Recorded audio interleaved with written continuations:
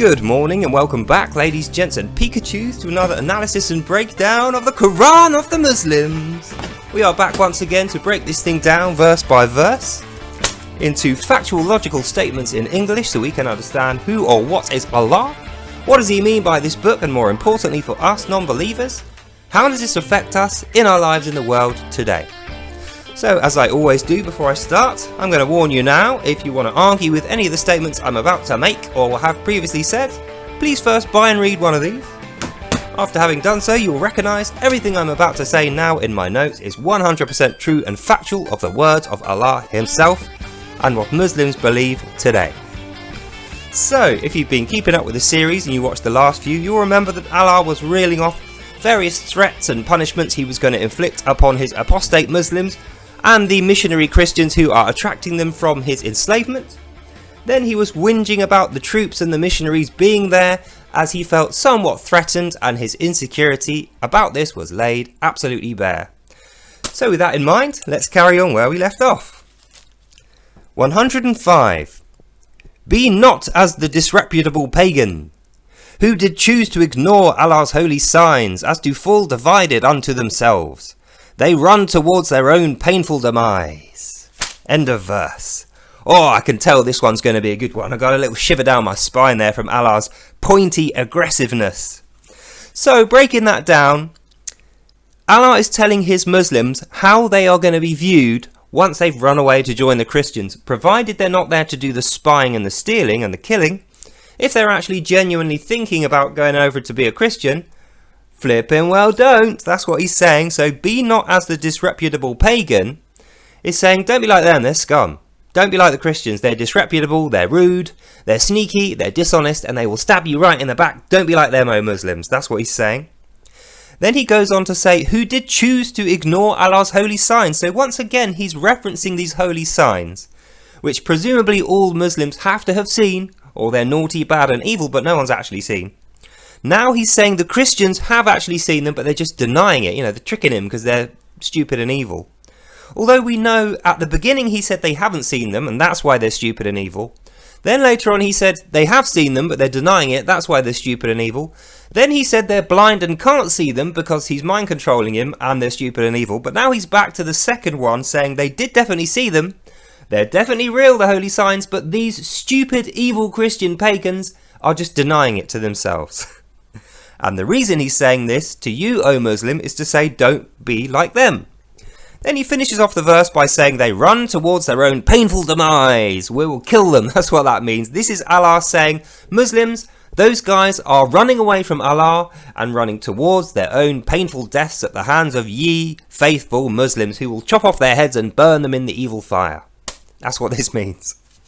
Oh, I told you it's going to be a good one. I can feel this is going to be one of the greatest.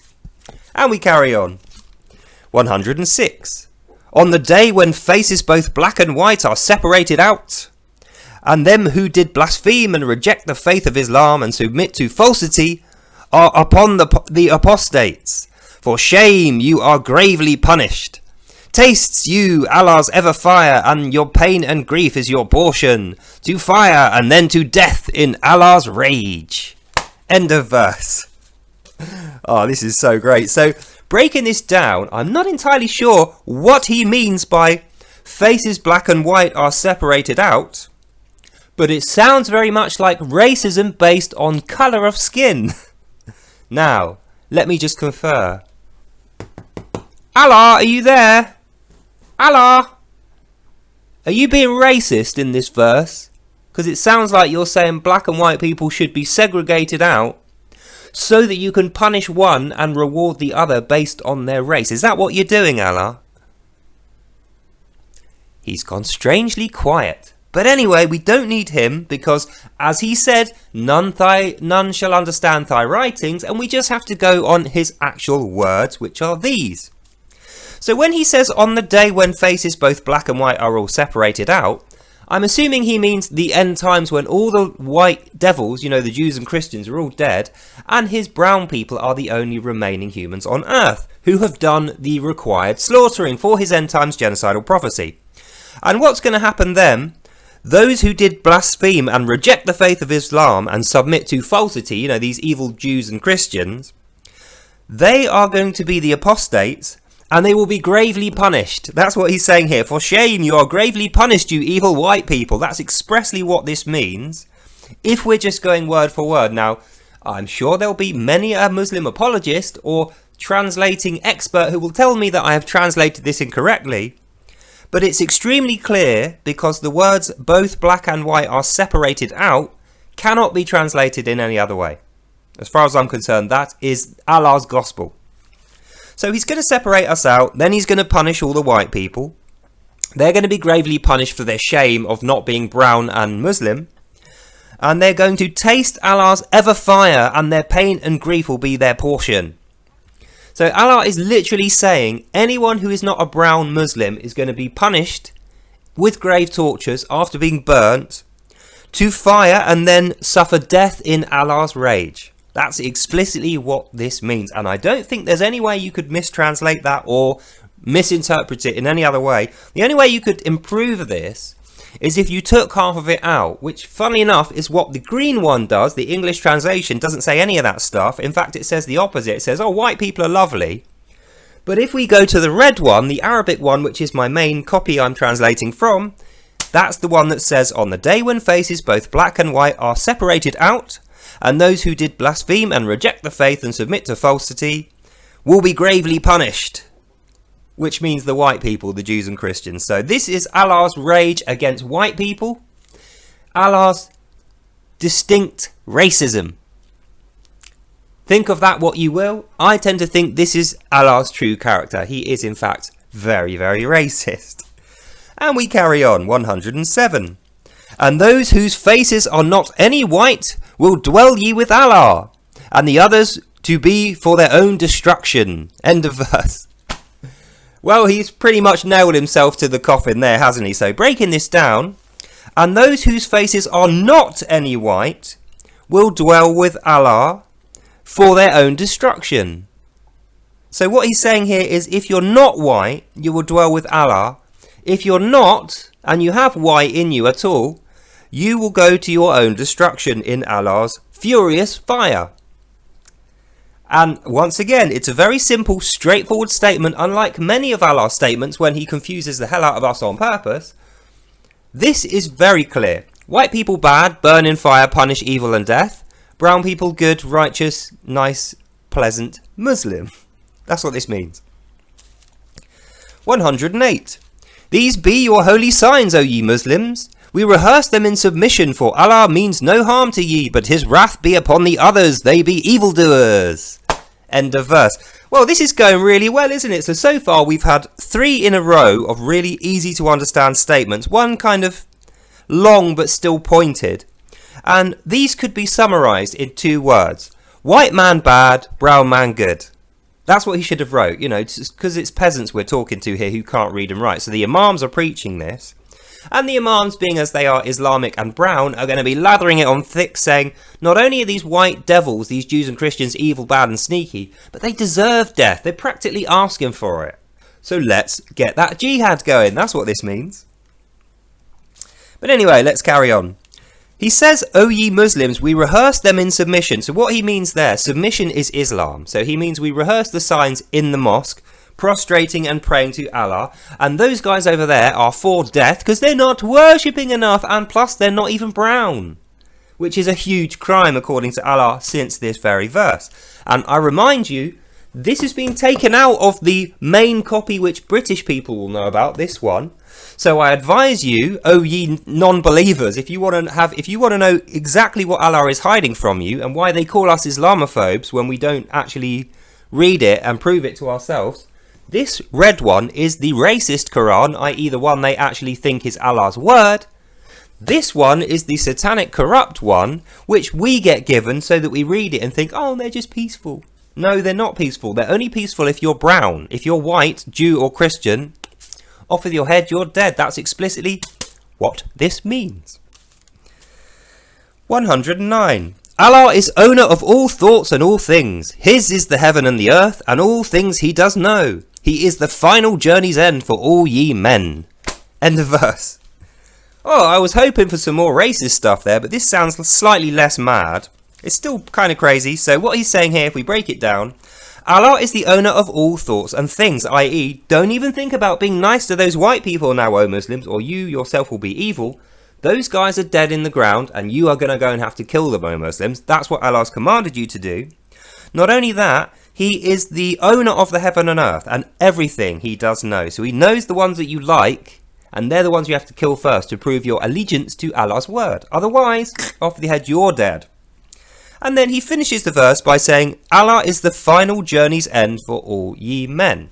So don't even think about running away, because even if you do, Allah will catch up with you. He knows and hears all things. I'm watching you. That's what this means. And then we come to 110, which is a slightly longer verse, but I feel like Allah has been starving us of the gory details and just being very direct about saying white man bad, brown man good. So hopefully we get a little bit more prose, a little bit more poetry and romance in the language. But don't hold your breath. 110. O Muslims, ye are the best of all men, evolved out from these monkeys and pigs, the Jew and the Christian. You fill the mosque, and forbidden are all the great sins which the others will lie with and be destroyed within. They might have a purpose for ye, if only they would bow in obedience for only Allah. Then it would be better for them, but they are nothing else but sick and perverted evil Satans and Pagans. End of verse. So I feel like we're really getting down to the bare bones of how Allah actually feels about us white people, Jews and Christians. He's basically saying here, O ye Muslims, you are the best of men because you've evolved. You're better than other humans because Allah has transformed your figures and your minds into a higher spirit. And these people down here, these white people, they're just lower than you. They're like animals. I.e. they should be exterminated, which is very similar to how the Nazis were seeing people they didn't like, i.e. the Jews in World War II. This is like pre-Nazi, even worse than Nazi ideologies. I feel like if this was known, Islam would be totally banned. But for some reason, they got away with rewriting this English one, which has all this stuff missing. And you have to translate the Arabic one yourself at great pains and expense of time in order to know the truth of the religion of peace, which is this. White men bad, brown men good. Muslim bad, Jew and Christian... Muslim good, Jew and Christian bad. That's what Allah is saying here expressly. And then he rounds out by saying, but they are nothing else but sick and perverted evil Satans and Pagans. So there's nothing these guys can do. They're born bad, they'll die bad. You will kill them, O Muslims, and you'll be righteous and good when you do it. So you'll be celebrated. That's what he's saying here. And then we come to the very last verse, which is 111. These be thine enemies, but they will not stand against ye, O mighty, who is faithful, Muslim who fears only Allah. They shall retreat in terror and shame. Will you bathe in their evil blood, O Muslim? End of verse, end of reading. So I feel like we rushed through that because it wasn't that difficult to understand, and there's not really that much to think about in what Allah is saying here. For the first time ever, certainly since we've been reading this Quran, here is a whole page of direct, you can't mistake these. These are instructions to his Muslims. Hate the white guy, hate the Jew and the Christian. You're a good brown Muslim if you're obedient to Allah and you pray. And the reason I'm rewarding you now is because you're going to have to go and kill all of those guys. And after you do, you will be celebrated because they are nothing but sick, perverted, evil Satans and Pagans who will be destroyed and will deserve to be destroyed. And Allah is going to reward you when you do that. These be thy enemies. So he's literally saying these guys are your enemies. I don't care what they say, what relationships you think you have with them, O Muslims. No, these are the wolves and you are the sheep. So you must kill those wolves, even though you're like the most violent, racist sheep on earth and they're really nice, polite wolves who are trying to feed you free food. Anyway, faithful Muslims, you got to go and kill them. Otherwise, you don't fear Allah. But if you fear Allah, and I quote, Ye, O mighty, who is the faithful Muslim, who fears only Allah, they shall retreat in terror and shame, and you will bathe in their evil blood. So Allah is saying, we have evil blood. We're made of evil stuff. Even though he said at the beginning he created everybody, remember that? One nation, everyone was going to be Muslims.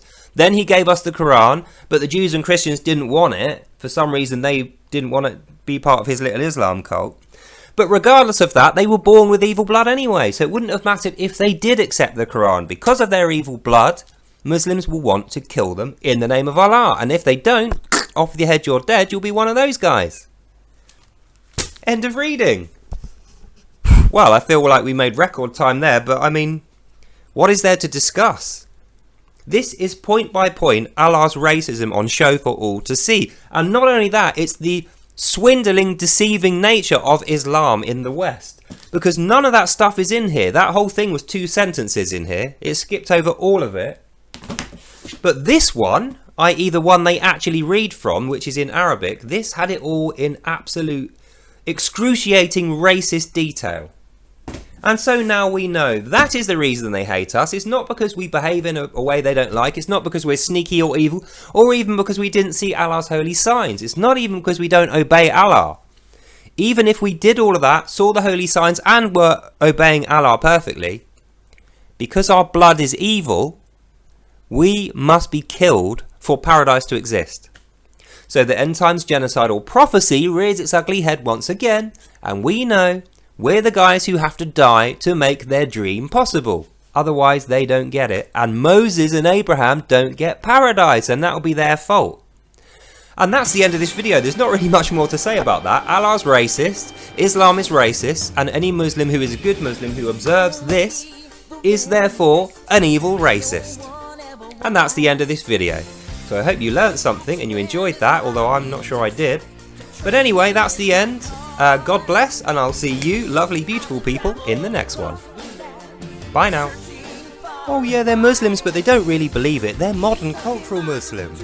Imagine if I said I'm a modern cultural Nazi and I don't really believe it. Would anyone be patting me on the head and telling me it's great that I have that diversity? Of course not. Let's use our heads, people.